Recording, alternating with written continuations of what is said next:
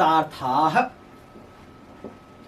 पाठ में प्रयुक्त शब्दार्थ हैं प्रत्यभिज्ञानम अर्थात पहचान या जानकारी, अपूर्वः, अपूर्वः मतलब जो पहले न हुआ, पूर्व मतलब होता है पहले, अपूर्व मतलब जो पहले न हुआ हो, अश्रद्धेयम श्रद्धा के अयोग्य, सौभद्रः, सौभद्र का तात्पर्य होता है सुभद्रा के पुत्र अर्थात अभिमन्यु, आसाद्य, आसाद्य का तात्पर्य होता है पाकर या पहुंचकर, निशंकम इसका तात्पर्य होता है बिना किसी शंका के या बिना किसी हिचक के, भुजैक नियंत्रितः एक ही हाथ से पकड़ा गया, भुजाधन एक धन नियंत्रितः इति भुजैक नियंत्रितः, भुजाधन एक यहाँ पर वृद्धि स्वर संधि का प्रयोग हुआ है, तो भुजैक नियंत्रितः एक ही हाथ से पकड़ा गया, विभाति सुशोभित होता है, कौतूहलम, कौतूहल कहते हैं जानने की इच्छा को या जानने की उत्कंठा, तो कौतूहलम जानने की उत्कंठा, अपवार्य, अपवार्य का तात्पर्य होता है हटाकर, रुष्यति, रुष का मतलब होता है क्रोध और रुष्यति का मतलब होता है क्रोधित होता है, रुष्यति इसमें लट लकार प्रथम पुरुष एक वचन का प्रयोग हुआ है, तो रुष्यति क्रोध करता है या क्रोधित होता है, वाचालयतु बोलने को प्रेरित करें, वाचाल मतलब होता है बहुत अधिक बोलने वाला, और वाचालयतु मतलब बोलने के लिए प्रेरित करना, तिरस्क्रियते अर्थात तिरस्कार की जाती है या उपेक्षा की जाती है, पितृव्यः, पितृव्यः अर्थात चाचा अर्थात पिता के समान, अवलोकयतः, अवलोकयतः का तात्पर्य होता है देखते हैं, अवलोकयति, अवलोकयतः, अवलोकयन्ते, इस तरह से इसका रूप बनता है, तो यहाँ पर अवलोकयतः यह जो पद प्रयुक्त हुआ है यह द्विवचन का है, इसलिए दो लोग देखते हैं या दो लोगों के द्वारा देखा जाता है, कृतास्त्रस्य अस्त्र विद्या से संपन्न व्यक्ति का, अलम, अलम यह जो है अव्यय पद है और निषेध अर्थ में इसका प्रयोग किया जाता है और इसके साथ में तृतीय विभक्ति का प्रयोग किया जाता है, तो अलम निषेधार्थ में तृतीय विभक्ति के साथ प्रयुक्त होने वाला यह अव्यय पद है, आत्मस्त्वम, आत्मस्तवम, आत्मस्तवम आत्म प्रशंसा, सावज्ञम, अवज्ञा कहते हैं उपेक्षा को, सावज्ञ मतलब उपेक्षा करते हुए,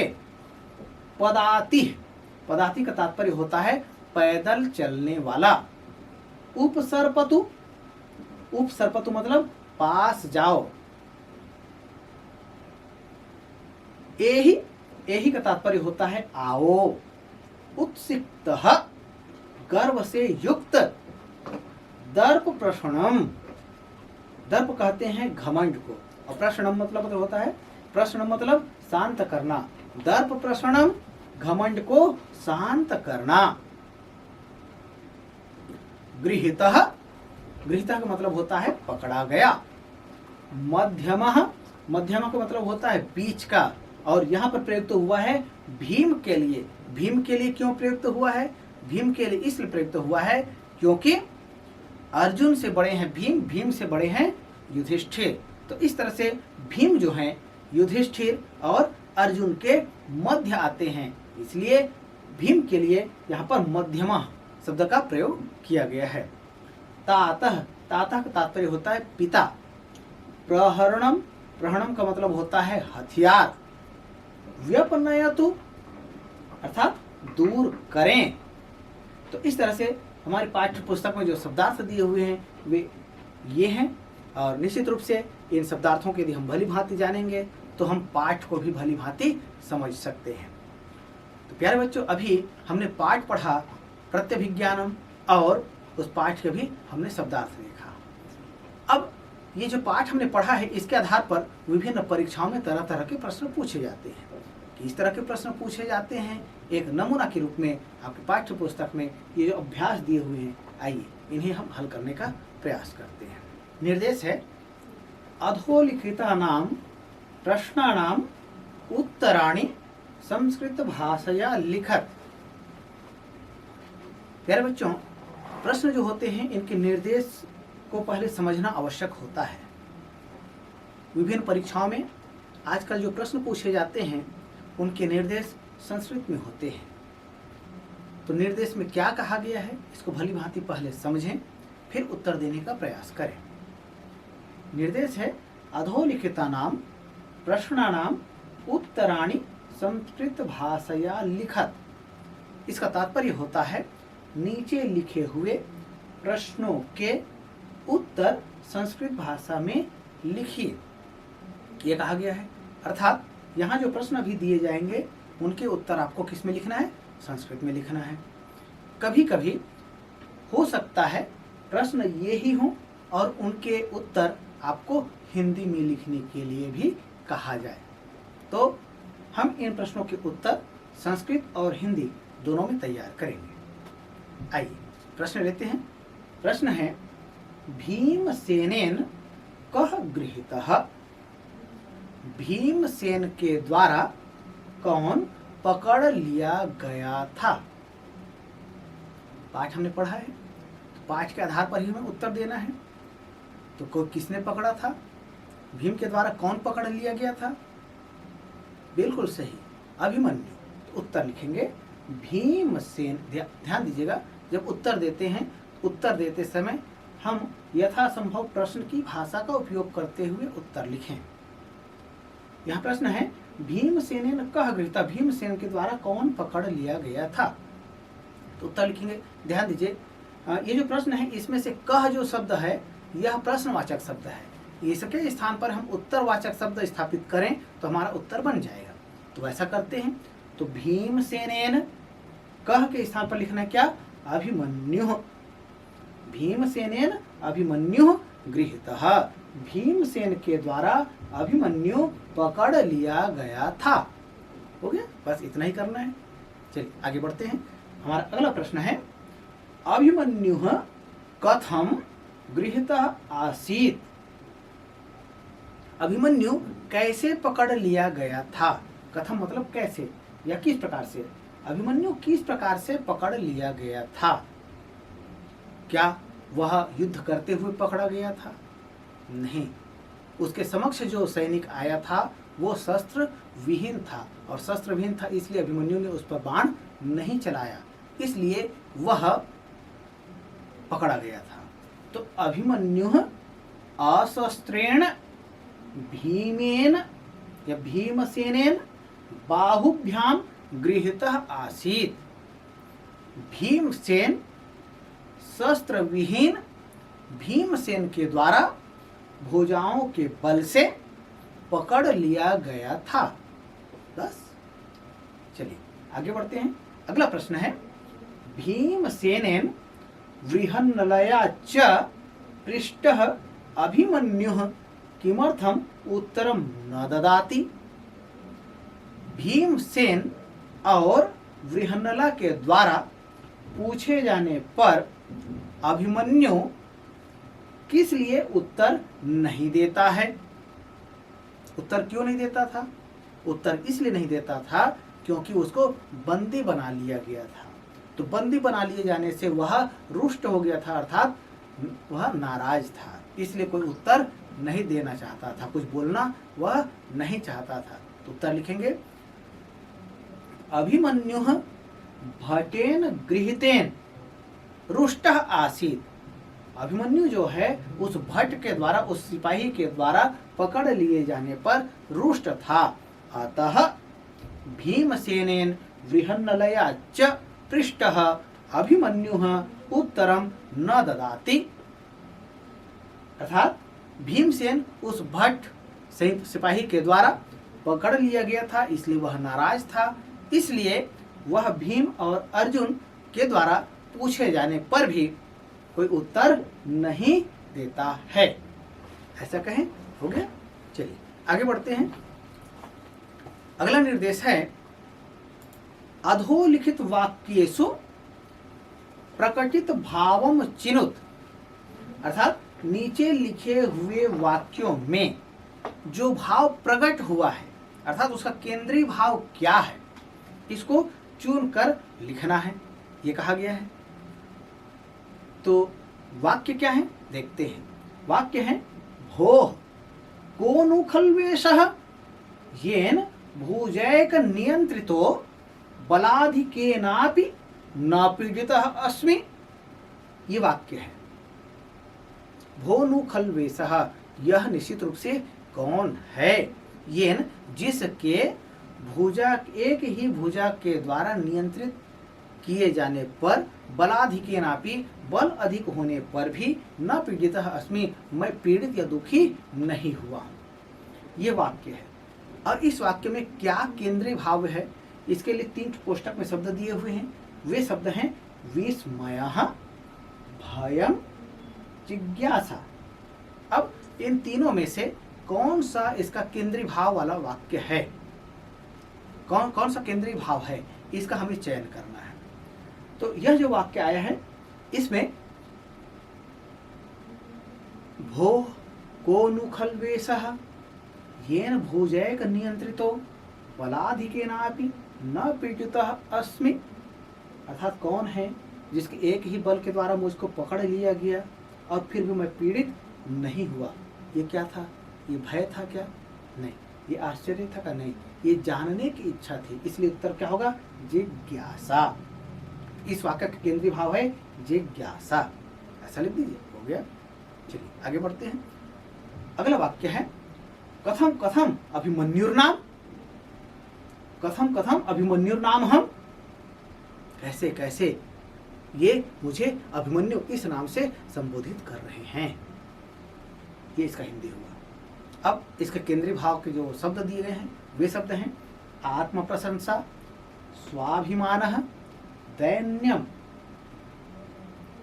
अब कैसे कैसे ये मुझको अभिमन्यु नाम से संबोधित कर रहे हैं, ये क्या हो रहा है, यहाँ पर अभिमन्यु के स्वाभिमान को चोट पहुंचती है। तो इसलिए इस वाक्य का केंद्रीय भाव होगा स्वाभिमानः, अर्थात उसके स्वाभिमान को यहाँ पर ठेस लग रही है। आत्म प्रशंसा नहीं की जा रही है, वो दीनता नहीं दिखा रहा है, क्या कर रहा है, उसके स्वाभिमान को ठेस लगा है। इसलिए इसका उत्तर क्या होगा, स्वाभिमानः। अगला वाक्य है कथम माम पितृवदाक्रम्य स्त्रीगतां कथां पृच्छसे, कैसे पितृवदाक्रम्य अर्थात पिता के समान, स्त्रीगताम अर्थात स्त्री के विषय में ये उनकी कुशलता पूछ रहे हैं। हिंदी हुआ। इसका जो केंद्रीय भाव का शब्द दिया हुआ है वे शब्द हैं लज्जा, क्रोधः, प्रसन्नता। अब उस युवक से उनकी माता के विषय में कोई अपरिचित व्यक्ति, वो भी निम्न श्रेणी का व्यक्ति पूछ रहा है, तब वह प्रसन्न होगा क्या, नहीं। उसको लज्जा आएगी क्या, नहीं, अपितु उसको क्रोध आएगा। तो इसका केंद्रीय भाव क्या होगा, क्रोधः। चलिए आगे बढ़ते हैं। अगला वाक्य है धनुस्तु दुर्बलैः एव गृह्यते मम तु भुजौ एवं प्रहरणम्। धनुस्तु दुर्बलैः एव गृह्यते मम तु भुजौ एव प्रहरणम्। धनुष तो दुर्बल लोग ग्रहण करते हैं, दुर्बल लोगों के द्वारा ग्रहण किया जाता है। मम तु मेरे तो भुजाएं ही हथियार हैं। यह कथन किसका है, यह कथन है भीम का। अब इसके लिए जो केंद्रीय भाव के शब्द दिए गए हैं वे शब्द हैं अंधविश्वासः, शौर्यम, उत्साहः। क्या यह कथन अंधविश्वास पर आधारित है, नहीं। क्या यह बहुत अधिक उत्साह में कहा जा रहा है, नहीं, अपितु यह उस भीम की वीरता की, सूरवीरता की बात कही जा रही है, का प्रकट के भाव को प्रकट करता है। इसलिए धनुस्तु दुर्बलैः एव गृह्यते मम तु भुजौ एव प्रहरणम्। इस वाक्य में शौर्यम अर्थात शौर्य का प्रदर्शन है। तो शौर्यम यह इस वाक्य का केंद्रीय भाव है। आइए आगे बढ़ते हैं। अगला अभ्यास है निर्देश। यथा स्थानम रिक्त स्थान पूर्तिम कुरुत, अर्थात उचित स्थान पर रिक्त स्थानों की पूर्ति कीजिए। तो रिक्त स्थान संबंधित तरह तरह के प्रश्न पूछे जाते हैं। कभी एक वाक्य में दिया जाता है, वाक्य से में जब दिया जाता है रिक्त स्थान तो कुछ शब्द भी चयन करने के लिए दिए जाते हैं, या कभी कुछ शब्द मंजूषा में दिए जाते हैं जहाँ से उसको चयन करके लिखना होता है, या जो व्याकरणिक इकाइयाँ हैं उन व्याकरणिक इकाइयों से भी रिक्त स्थान संबंधी प्रश्न दिए जा सकते हैं। आइए यहाँ देखते हैं किस तरह का प्रश्न है। प्रश्न है खलु धन एसह बराबर ये रिक्त स्थान है, अर्थात खलु धन एसह इन दोनों को जोड़ना है और जोड़ करके जो रिक्त स्थान है वहां पर हमको लिखना है। तो खलु धन एसह को जोड़ेंगे, क्या इन दोनों में संधि होगी? हाँ, संधि होगी। तो संधि का कौन सा नियम लागू होगा और उस नियम के अनुसार से खलु धन एसह इसका रूप क्या बनेगा? तो खलु धन एसह यहाँ पर यण स्वर संधि का जो नियम है वह लागू होता है। जब ई और उ री के आगे इनसे भिन्न स्वर आता है तो उन्हें क्रमशः य र ल व हो जाता है। तो खलु, तो यहाँ पर उ है, उ के आगे ए आया है, अर्थात इनसे भिन्न स्वर आया है। तो खलु धन एसह क्या हो जाएगा? खलवेशः। संधि का नाम कहें तो क्या होगा? यण स्वर संधि। तो खलवेशः, खलु धन एसह खलवेशः, यण स्वर संधि। चलिए आगे बढ़ते हैं। अगला प्रश्न है विभाति धन खाली स्थान बराबर विभात्युमावेशम, अर्थात विभाति में हम क्या जोड़ें कि उसका रूप जो है विभात्युमावेशम बन जाए। तो विभाति शब्द दिया हुआ है और इसको बनाना क्या है? इसमें हम उमावेशम शब्द को जोड़ें तो यह बन जाएगा विभात्युमावेशम। तो विभाति धन उमावेशम इति विभात्युमावेशम। यहाँ पर भी यण स्वर संधि का प्रयोग हुआ है। क्यों? क्योंकि ई और उ के योग से य का निर्माण हुआ है। तो विभाति धन उमावेशम इति विभात्युमावेशम, यण स्वर संधि। अगला प्रश्न, पहले ही रिक्त स्थान दिया गया, धन एनम वाचालयत्वेनम। तो एनम में हम क्या जोड़ें कि वाचाल्यत्वेनम बने? तो वाचालयतु धन एनम इति वाचाल्यत्वेनम। तो वाचालयतु धन एनम, उ धन ए के योग से क्या बन गया? यहाँ पर व बन गया। तो इसलिए यहाँ पर भी क्या हो गया? यण स्वर संधि। तो वाचालयतु धन एनम इति वाचालयत्वेनम, यण स्वर संधि। चलिए आगे बढ़ते हैं। अगला शब्द है त्वमेव धन एनम बराबर खाली स्थान। अब यहाँ पर क्या आएगा? त्वमेव धन एनम, दोनों को जोड़ दीजिए।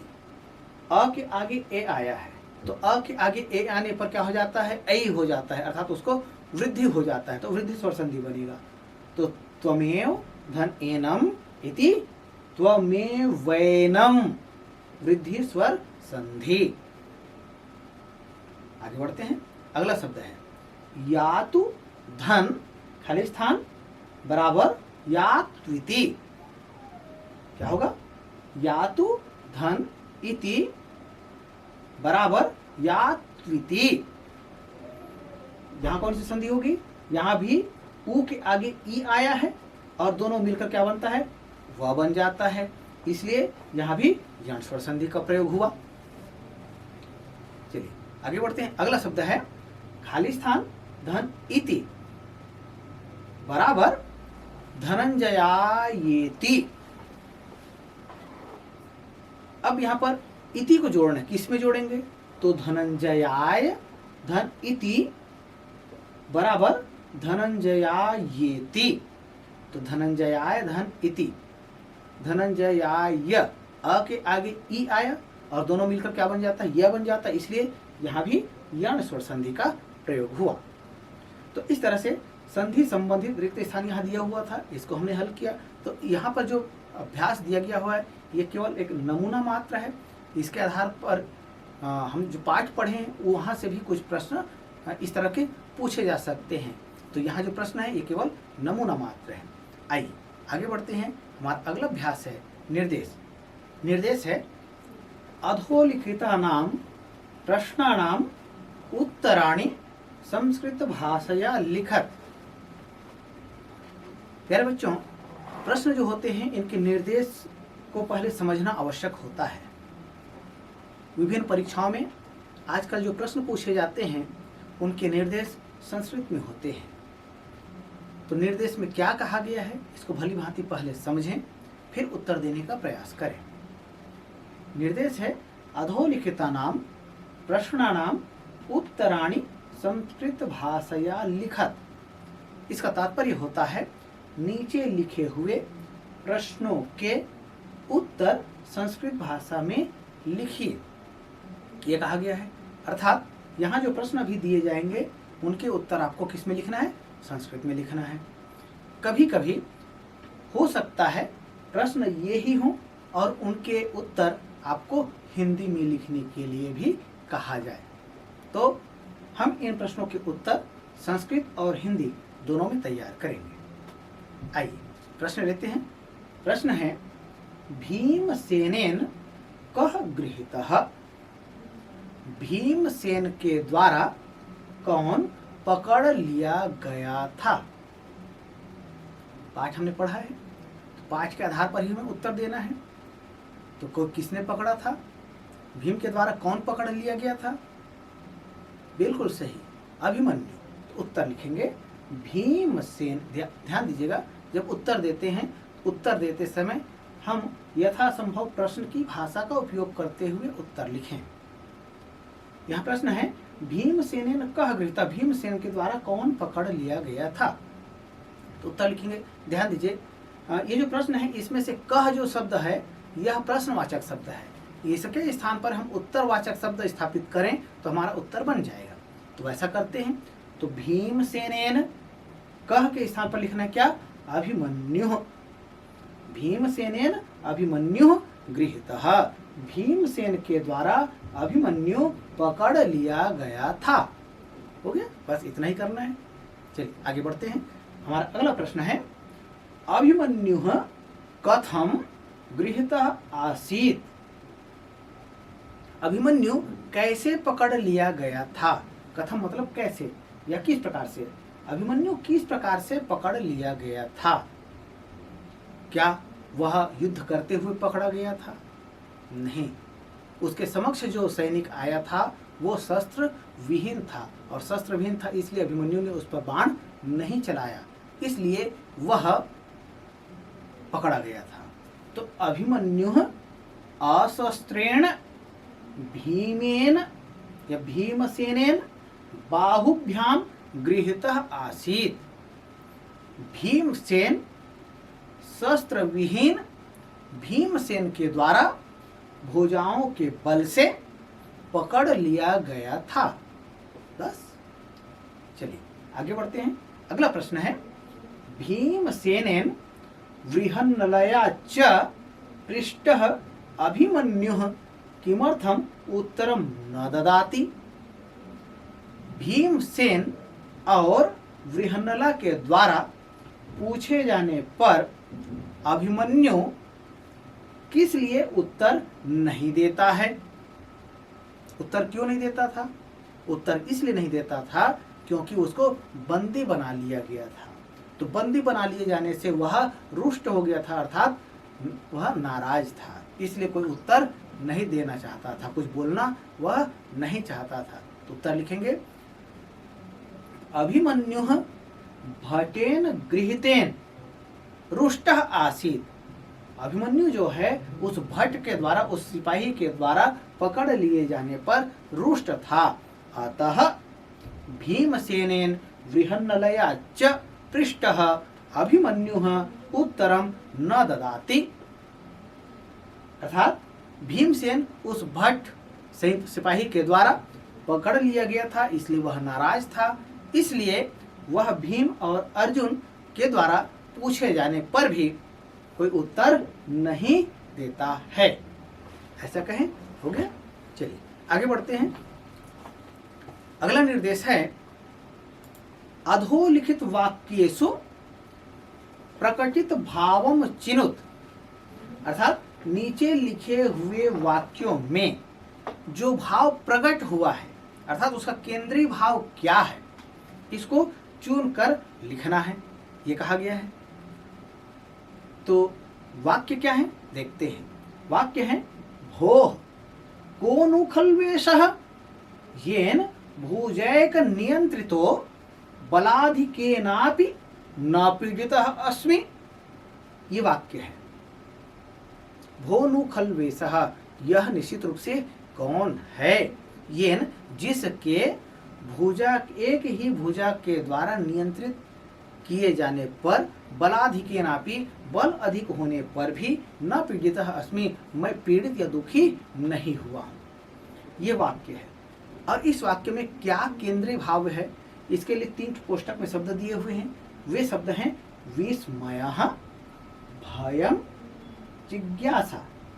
अब इन तीनों में से कौन सा इसका केंद्रीय भाव वाला वाक्य है, कौन सा केंद्रीय भाव है, इसका हमें चयन करना है। तो यह जो वाक्य आया है इसमें भोः को नु खल्वेषः येन भुजैक नियंत्रितो बलाधिकेनापि न पीड़ितः अस्मि, अर्थात कौन है जिसके एक ही बल के द्वारा मुझको पकड़ लिया गया और फिर भी मैं पीड़ित नहीं हुआ। ये क्या था? ये भय था क्या? नहीं। ये आश्चर्य था क्या? नहीं। ये जानने की इच्छा थी, इसलिए उत्तर क्या होगा? जिज्ञासा।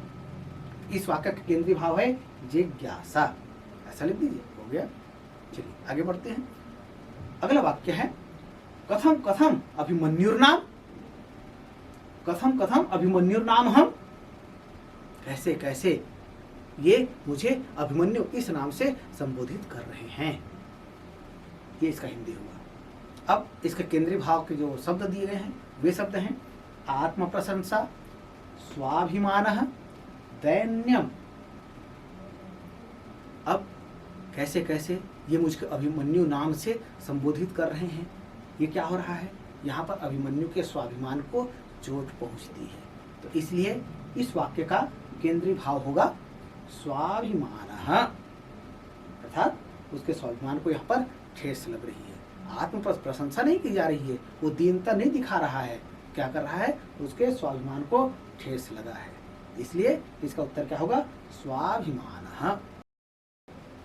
अधोलिखितानि वचनानि कः कम प्रति कथयति, अर्थात नीचे लिखे हुए वचनों को किसने किसके प्रति कहा है। अर्थात हम ये जो नाट्यांश देखे हैं, नाट्यांश में संवाद हैं, तो संवाद जो हैं वो किसने कहा है और किसके लिए कहा है, किसके प्रति कहा है, तो ये हमको बताना है।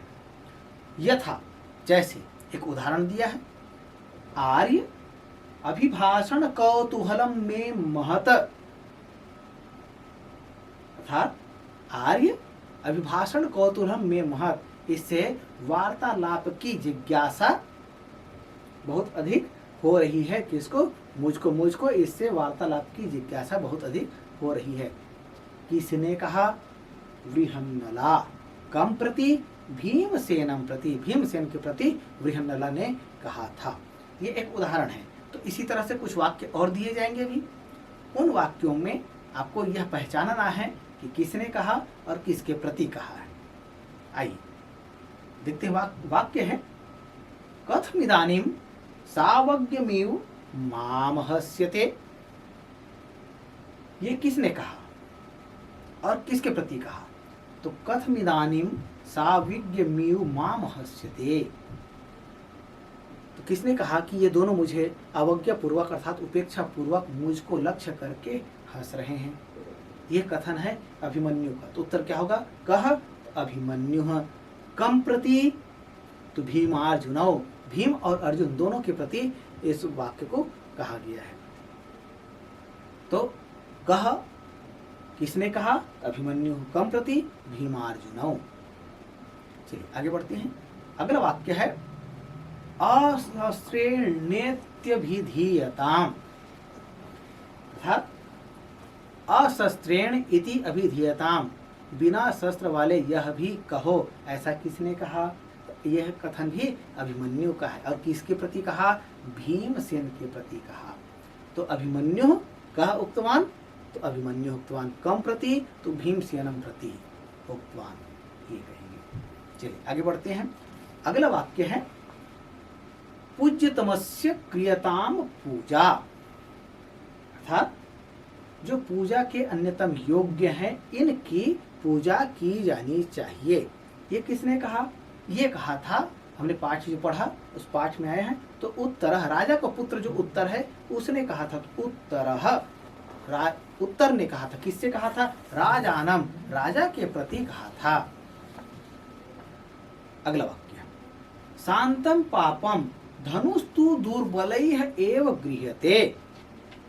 पाप शांत हो, धनुष तो दुर्बल लोगों के द्वारा ग्रहण किया जाता है। यह कथन किसका है? यह कथन है भीमसेन का। तो उत्तर होगा भीमसेना। किसके प्रति कहा था? अभिमन्यु प्रति, अभिमन्यु के प्रति कहा था। तो भीमसेन उक्तवान कम प्रति, अभिमन्यु प्रति, अभिमन्यु के प्रति ये वाक्य कहा था। तो इस तरह से हम इसका उत्तर लिखेंगे। चलिए आगे बढ़ते हैं। हमारा अगला निर्देश है अधोलिखितानि स्थूलानि सर्वनाम पदानि कस्मै प्रयुक्तानि। नीचे लिखे हुए वाक्यों में जो स्थूल पद हैं अर्थात मोटे पद हैं, रेखांकित पद हैं, वे सर्वनाम पद कस्मै प्रयुक्तानि, किसके लिए प्रयुक्त हुए हैं, ये हमको बताना है। वाक्य है वाचालयतु एनम आर्यः, अर्थात इसको बोलने के लिए प्रेरित करो आर्य, ये इसका हिंदी होगा। तो एनम, यहाँ पर यह रेखांकित पद है। इस रेखांकित पद का प्रयोग किसके लिए किया गया है? वाचालयतु एनम आर्यः, इसको बोलने के लिए प्रेरित करिए आर्य, ऐसा कहा गया। तो एनम, एनम का प्रयोग किसके लिए कहा गया है? एनम का प्रयोग किया गया है अभिमन्यु के लिए। तो उत्तर लिखेंगे अभिमन्यवे। वाचालयतु एनम आर्यः अस्मिन् वाक्ये एनम इति सर्वनाम पदम अभिमन्वये प्रयुक्तमस्ति, अर्थात वाचालयतु एनम आर्यः, इस वाक्य में एनम यह पद अभिमन्यु के लिए प्रयुक्त हुआ है।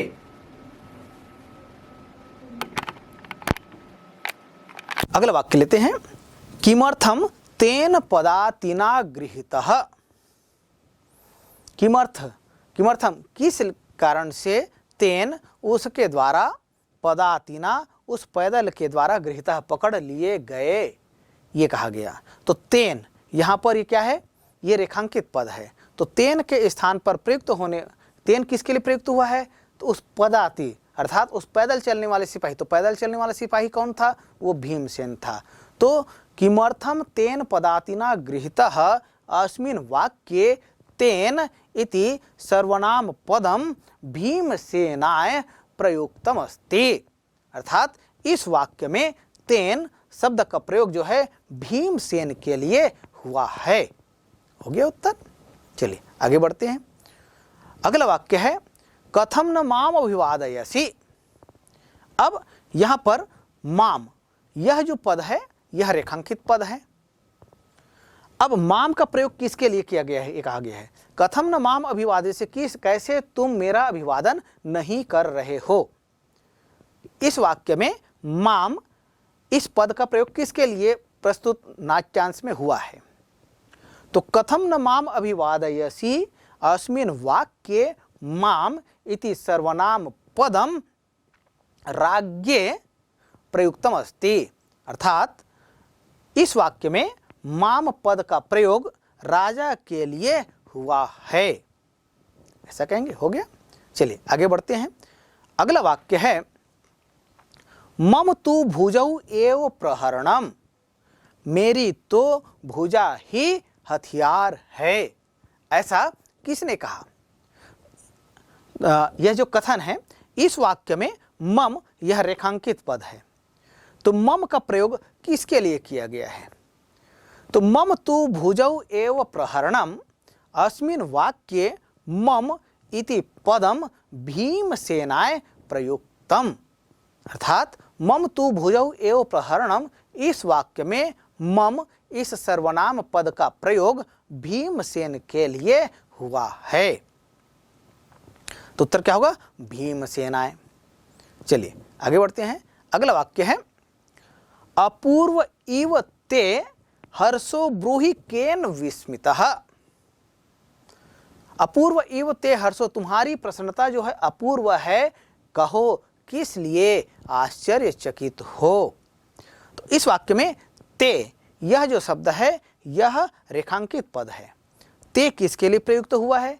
तो ते प्रयुक्त हुआ है उस भट्ट के लिए। भट्ट कौन था? भीमसेन के लिए। तो उत्तर आप दोनों लिख सकते हैं, भट्टाय भी लिख सकते हैं और भीमसेनाय भी लिख सकते हैं। तो उत्तर कैसे लिखेंगे? अपूर्व इव ते हर्षो ब्रूहि केन विस्मितः, अस्मिन् वाक्ये ते इति सर्वनाम पदम भट्टाय वा भीमसेनाय प्रयुक्तमस्ति। अर्थात इस वाक्य में भट्ट या भीमसेन के लिए ते इस सर्वनामक पद का प्रयोग हुआ है। ऐसा कहें तो इस तरह से हम विभिन्न प्रश्नों के उत्तर दे सकते हैं। आइए आगे बढ़ते हैं। अगला निर्देश है अधोलिखितेभ्यः पदेभ्यः उपसर्गान विचित्य लिखत। अर्थात नीचे लिखे हुए पदों में से उपसर्ग पदों को चुनकर लिखना है। अर्थात यहाँ कुछ शब्द भी दिए जा रहे हैं, उन शब्दों में से कौन से उपसर्ग का प्रयोग हुआ है ये आपको चुनकर लिखना है। यथा, जैसे एक उदाहरण दिया है, क्या है? आसाद्य, यह एक पद है और इस पद में उपसर्ग क्या है ये बताया गया है। तो उपसर्ग है यहाँ आ, तो आसाद्य शब्द में आ उपसर्ग है।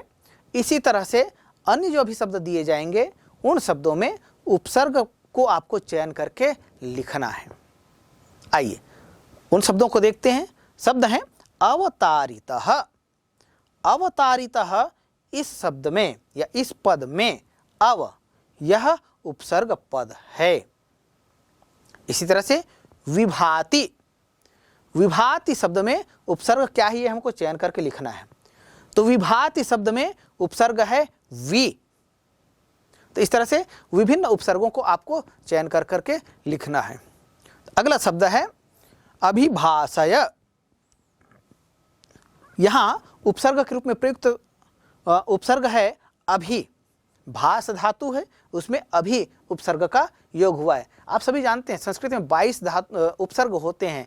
उन 22 उपसर्गों में से यहाँ कौन कौन से उपसर्गों का प्रयोग किया गया है वो आप देखिए, और जो अन्य 22 उपसर्ग हैं उनका भी एक अभ्यास आप कीजिएगा। तो आइए हम आगे बढ़ते हैं। हमारा अगला शब्द है उद्भूताः। उद्भूताः शब्द में उपसर्ग कौन सा है यह हमें लिखना है। तो उत, यह उपसर्ग है। उत धन भूताः इति उद्भूताः। तो उत क्या है? उपसर्ग है। तिरस्क्रियते, तिरस्क्रियते, तिरस धन क्रियते इति तिरस्क्रियते। तो ये क्या है? तिरस क्या है? यह उपसर्ग है। प्रहरन्ति, प्रहरन्ति शब्द में प्र, यह क्या है? यह उपसर्ग है। तो यहाँ आपको उपसर्ग वाले खंड में क्या लिखना है? आपको प्र लिखना है। इसी तरह से उपसर्पन्तु, उपसर्पन्तु शब्द में उपसर्ग है उप। परिरक्षिताः, परिरक्षिताः शब्द में उपसर्ग है परि। प्रणमति, प्रणमति इस का तात्पर्य होता है प्रणाम करता है। प्रधन नम धातु लट लकार प्रथम पुरुष एक वचन का यह रूप है। और प्रणमति इस शब्द में प्र उपसर्ग है। तो उत्तर आप लिखेंगे प्र। तो इस तरह से जो विभिन्न शब्द दिए हुए हैं जिनके उपसर्गों को हमको चयन करना था, उपसर्ग को चुन कर लिखना था, उपसर्ग को पहचान कर लिखना था, तो इस तरह से आप करके उपसर्गों को पहचान कर सकते हैं। विभिन्न शब्द दिए जाएं उनमें भी ऐसा कर सकते हैं। चलिए आगे बढ़ते हैं। अगला निर्देश है उदाहरणम अनुसृत्य कोष्ठक दत्त पदेषु पंचमी विभक्तिम प्रयुज्य वाक्यानि पूरयत। अर्थात उदाहरण का अनुसरण करते हुए कोष्टक में दिए हुए पदों में से पंचमी विभक्ति का प्रयोग करके वाक्यों की पूर्ति कीजिए। अर्थात यहाँ कुछ वाक्य दिए हुए हैं, खाली स्थान है, रिक्त स्थान है, और साथ ही रिक्त स्थान की पूर्ति किस शब्द से करना ये दिया हुआ है। उस शब्द का उचित रूप बनाकर, उचित रूप कौन सा? पंचमी विभक्ति का रूप बनाकर हमें उस वाक्य की पूर्ति करनी है। यथा, जैसे एक उदाहरण दिया है, श्मशानात् धनुरादाय अर्जुनः आगतः। शब्द यहाँ पर दिया हुआ है श्मशान। श्मशान शब्द का पंचमी विभक्ति हमको बनाना है। तो श्मशान शब्द का पंचमी विभक्ति बनाएंगे तो क्या होगा? देखिए, यदि इस तरह से कहा जा रहा है, पंचमी विभक्ति बनाने के लिए कहा जा रहा है या तृतीय विभक्ति का शब्द बनाने के लिए कहा जा रहा है, तो इसका तात्पर्य यह है कि हमें शब्द रूपों का ज्ञान होना चाहिए। विभिन्न शब्द रूप हैं, उन्हें विभिन्न शब्द रूपों के प्रथम विभक्ति में क्या रूप होंगे, द्वितीय में क्या होंगे, तृतीय में क्या होंगे, चतुर्थी में क्या होंगे, पंचमी में क्या होंगे, षष्ठी में क्या होंगे, सप्तमी में क्या होंगे, और उनके संबोधन रूप क्या होंगे, ये हमको जानना होगा। साथ ही साथ उनके एक वचन, द्विवचन और बहुवचन के रूप क्या होते हैं, ये भी हम जानेंगे। तब इस तरह के जो प्रश्न पूछे जाते हैं, इनके उत्तर भली भांति दे सकते हैं। तो यहाँ पर पहला जो वाक्य है, रिक्त स्थान धनुरादाय अर्जुनः आगतः, और श्मशान शब्द है। तो श्मशान शब्द में पंचमी विभक्ति का प्रयोग करते हुए इस वाक्य की हमें पूर्ति करनी है। तो श्मशान शब्द की पंचमी विभक्ति क्या होगी? जैसे बालक से बालकात होता है, राम से रामात होता है, कृष्ण से कृष्णात होता है, उसी तरह से श्मशान से क्या हो जाएगा? श्मशानात। श्मशानात, श्मशानात धनुरादाय अर्जुनः आगतः। तो श्मशानात शब्द से हम इस वाक्य की पूर्ति कर दिए पंचमी विभक्ति बनाकर। इसी तरह से अन्य वाक्यों को हमें करना है। आइए उन वाक्यों को देखते हैं। वाक्य हैं, पाठान पठित्वा सह रिक्त स्थान आगतः, और कोष्टक में शब्द दिया हुआ है विद्यालय। तो विद्यालय की पंचमी बनाना है और वाक्य को पूरी करना है। विद्यालय का पंचमी विभक्ति का रूप बनाते हुए इस वाक्य को हमें पूर्ण करना है। तो पाठान पठित्वा सह विद्यालयात् आगतः, विद्यालय से विद्यालयात्, तो पाठान पठित्वा सह विद्यालयात् आगतः, पाठों को पढ़कर वह विद्यालय से आ गया। इसका हिंदी हो गया। चलिए अगला वाक्य है, रिक्त स्थान पत्राणि पतन्ति, और कोष्टक में शब्द दिया हुआ है वृक्ष। अर्थात पत्राणि पतन्ति मतलब पत्ते गिरते हैं। वृक्ष, वृक्ष शब्द में पंचमी विभक्ति लगाना है। तो वृक्षात पत्राणि पतन्ति, वृक्ष से पत्ते गिरते हैं। हो गया। चलिए आगे बढ़ते हैं। अगला शब्द है, अगला वाक्य है, गंगा रिक्त स्थान निर्गच्छति, गंगा खाली स्थान निकलती है, और यहाँ पर शब्द आया है हिमालय। तो हिमालय का पंचमी विभक्ति बनाना है। तो गंगा हिमालयात निर्गच्छति, अर्थात गंगा हिमालय से निकलती है। हो गया। चलिए आगे बढ़ते हैं। अगला वाक्य है, क्षमा खाली स्थान फलानि आनयति, कोष्टक में शब्द दिया हुआ है आपणम। तो आपणम शब्द की पंचमी विभक्ति बनाना है और वाक्य की पूर्ति करना है। तो क्षमा आपणात फलानि आनयति, क्षमा बाजार से फलों को लाती है। अगला वाक्य है, रिक्त स्थान बुद्धिनाशो भवति, और कोष्टक में शब्द दिया हुआ है स्मृति नाश। स्मृति नाश शब्द में पंचमी विभक्ति का प्रयोग करते हुए वाक्य पूरा करना है। बुद्धिर्नाशो भवति, बुद्धि नष्ट होता है। कैसे नष्ट होता है? स्मृति नाश, इस शब्द की पंचमी विभक्ति लगाना है।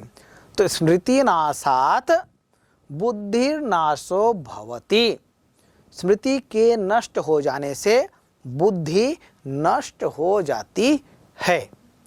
तो इस तरह से विभिन्न वाक्य हैं जिनके जो अलग अलग शब्द दिए थे, जिनके पंचमी विभक्ति के रूप बनाकर वाक्यों की पूर्ति करनी थी। तो इस तरह से ये केवल वाक्य जो दिए हैं ये नमूना मात्र हैं, और इसके अतिरिक्त पाठ पर आधारित, पाठ के अंदर से और भी विभिन्न प्रकार के प्रश्न विभिन्न परीक्षाओं में पूछे जा सकते हैं। क्योंकि आपने पाठ को भली भांति पढ़ा और समझा है, तो इसलिए निश्चित रूप से आप इस पाठ से संबंधित जितने प्रश्न पूछे जाएंगे उन सभी को हल करने में समर्थ होंगे। तो प्यारे बच्चों, अभी हमने अध्ययन किया पाठ प्रत्यभिज्ञानम, और पाठ को हमने समझा, पाठ के शब्दार्थ का हमने अध्ययन किया और साथ ही साथ अभ्यास के प्रश्नों को भी हमने हल किया। तो निश्चित रूप से यह पाठ आप लोगों के लिए उपयोगी सिद्ध होगी, ऐसा मेरा विश्वास है। अंत में सर्वेभ्यो नमो नमः। उदाहरणम् अनुसृत्य कोष्ठक दत्त पदेषु पंचमी विभक्तिम प्रयुज्य वाक्यानि पूरयत। अर्थात उदाहरण का अनुसरण करते हुए कोष्ठक में दिए हुए पदों में से पंचमी विभक्ति का प्रयोग करके वाक्यों की पूर्ति कीजिए। अर्थात यहाँ कुछ वाक्य दिए हुए हैं, खाली स्थान है, रिक्त स्थान है, और साथ ही रिक्त स्थान की पूर्ति किस शब्द से करना ये दिया हुआ है। उस शब्द का उचित रूप बनाकर, उचित रूप कौन सा? पंचमी विभक्ति का रूप बनाकर हमें उस वाक्य की पूर्ति करनी है।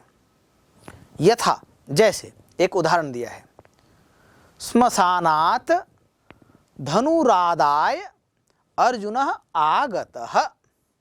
शब्द यहाँ पर दिया हुआ है श्मशान। श्मशान शब्द का पंचमी विभक्ति हमको बनाना है। तो श्मशान शब्द का पंचमी विभक्ति बनाएंगे तो क्या होगा?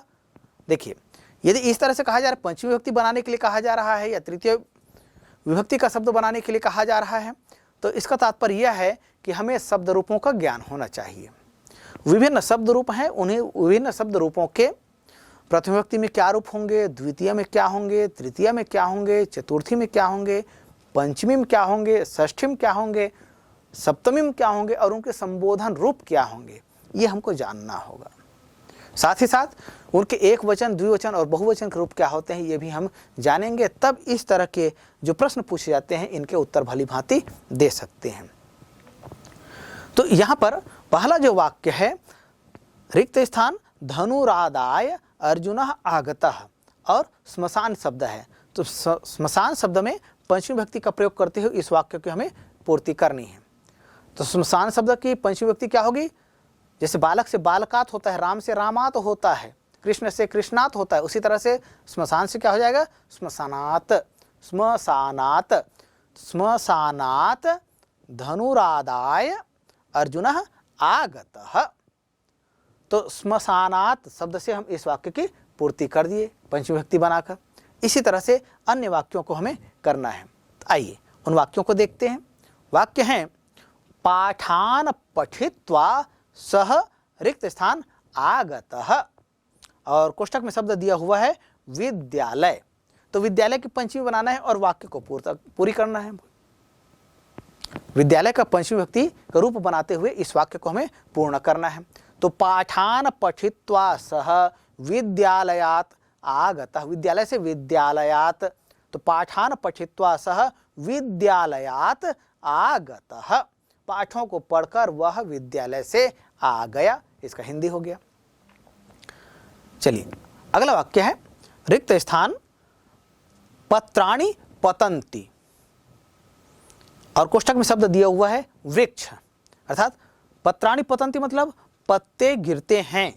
वृक्ष, वृक्ष शब्द में पंचमी विभक्ति लगाना है। तो वृक्षात पत्राणि पतन्ति, वृक्ष से पत्ते गिरते हैं। हो गया। चलिए आगे बढ़ते हैं। अगला शब्द है, अगला वाक्य है, गंगा रिक्त स्थान निर्गच्छति, गंगा खाली स्थान निकलती है, और यहाँ पर शब्द आया है हिमालय। तो हिमालय का पंचमी विभक्ति बनाना है।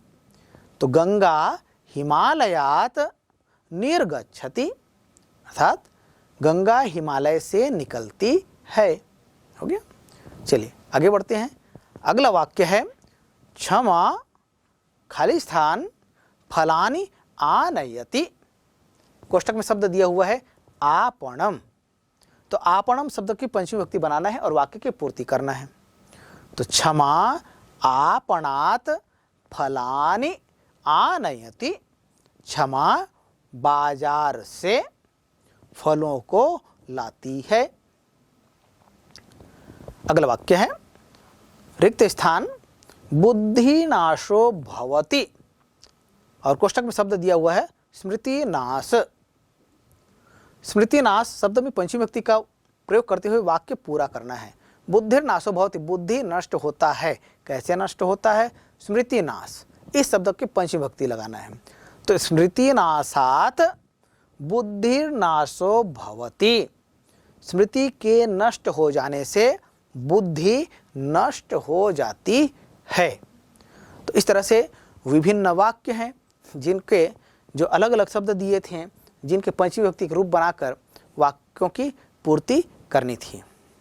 तो इस तरह से ये केवल वाक्य जो दिए हैं ये नमूना मात्र हैं और इसके अतिरिक्त पाठ पर आधारित, पाठ के अंदर से और भी विभिन्न प्रकार के प्रश्न विभिन्न परीक्षाओं में पूछे जा सकते हैं।